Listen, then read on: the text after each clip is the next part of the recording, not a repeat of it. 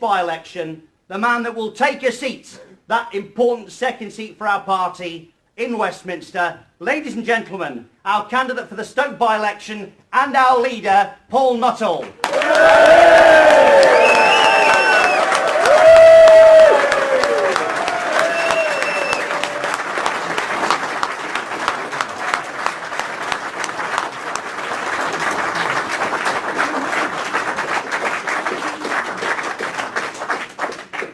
Thank you very much, and what a wonderful turnout we have here today in Stoke-on-Trent. I'd like to start by thanking the branch for selecting me as their candidate for this up-and-coming by-election.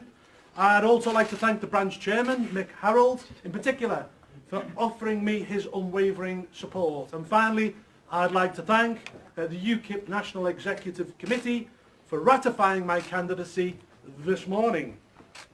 I'm not from Stoke, although I did live in Shelton for a short period in the late 1990s. However, I feel right at home here, not just because of many previous visits to speak at public meetings here for the UKIP branch, but because of so many other things too. From the terrace streets to the corner shops, from the local pubs to the children's playgrounds, from the old factory sites to the graffiti on too many walls. Like the community I was raised in Bootle, the community of Stoke-on-Trent is this day battling against the odds. I know how much more difficult it is for a young person in a working class community in the Midlands of the North to fulfil their potential in life. It's a bit more difficult than if one is lucky enough to be born into a world of connections with money down south. If I am fortunate enough to be elected as the MP for Stoke Central, I will promise that I will fight for you and for your children. I will fight for a top quality academic education for those who can benefit from that route, and for high class vocational education too. I will fight to have the bedroom tax scrapped. I will fight for jobs that pay a decent wage, enough to give back to working people what they once enjoyed as standard, a house, a car and a holiday too. I will fight to see people with long-standing local connections prioritised on housing lists and forces veterans put to the front of the queue. Yeah.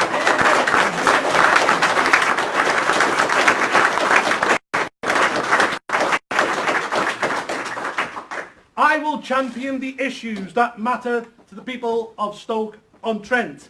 In the House of Commons, I will make the argument for proper immigration controls, for stronger sentences for criminals, and for rebuilding our magnificent armed forces too. I will raise the issues that the establishment parties would prefer to brush under the carpet, from tackling the spread of radical Islam and Sharia to having pride in England, and that includes us having our own parliament.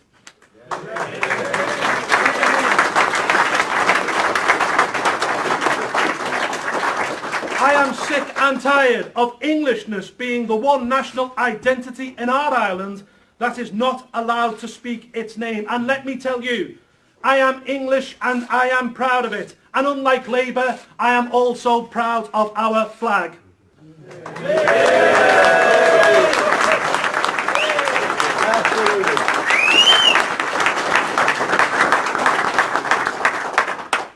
Now let me deal with the issue of the National Health Service head on. The voters of Stoke will be told in this election that UKIP wants to privatise the NHS. This is a lie.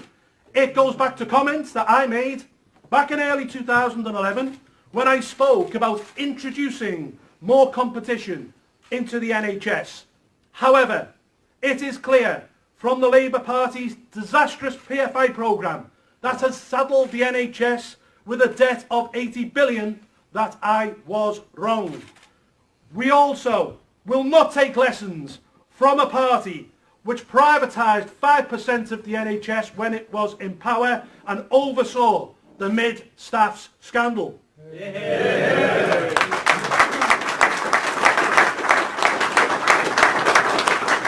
Let me be clear. UKIP has never stood on a platform of privatising the NHS in any election, and UKIP never will stand on a platform of privatising the NHS.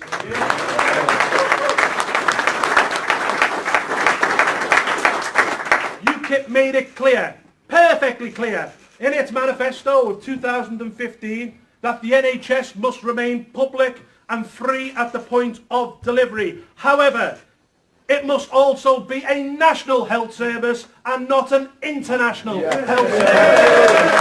Absolutely.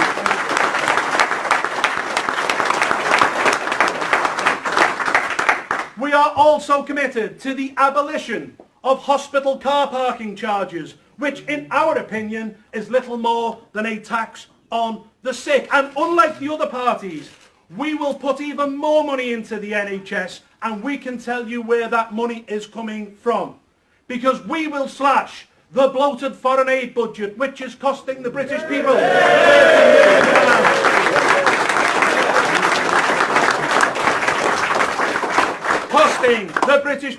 £30 million every single day. £30 million every single day, and we will reinvest that money into our NHS.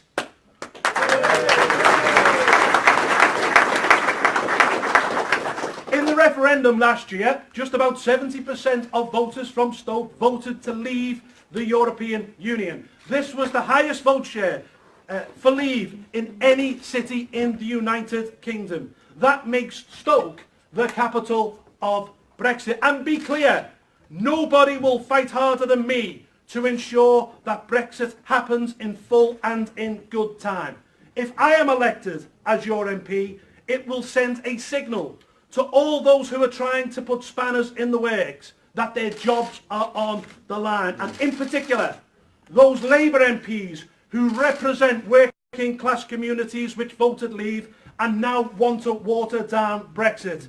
They will be put on notice that if they seek to frustrate the will of the people, they may as well be asking for their P45s in the post.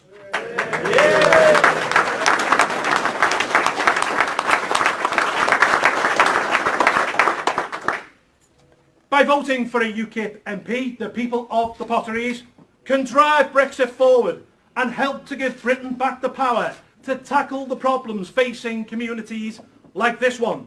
We can together change politics and set a new course, a course that will restore pride in our nation and open up opportunities to people in every part of our country.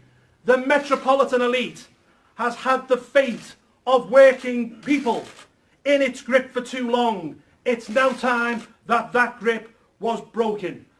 I've heard people say that these communities have been left behind. This is no doubt true, but it is a phrase that I do not like. I prefer to say that these communities have been let down, and let down time and time again. Let down by a haughty political establishment that looks down its nose at working class people.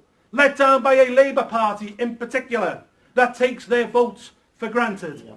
It cannot be right. It cannot be right that 25% of shops in this area are either empty or boarded up. It cannot be right that the local hospitals seem in constant crisis. And it cannot be right that an estimated 60,000 people are living on the breadline in this area. This must change. But it will not change by simply electing another Labour MP to act as what the Westminster journalists call lobby fodder on the back benches. It will only change if Stoke is given a truly national voice. And I believe that voice is UKIP. This by-election can herald a new age of British politics, an age when people kick back and revolt against their political overlords, an age which is a clear break with the past. It is already happening with Brexit. It has already happened in the United States and in Italy recently. I believe it can happen here in Stoke on February the 23rd. We have a lot to do in the next 5 weeks, so let's get out there. Let's get cracking. Stoke is already the capital of Brexit. Let us make Stoke the capital city of change. Thank you.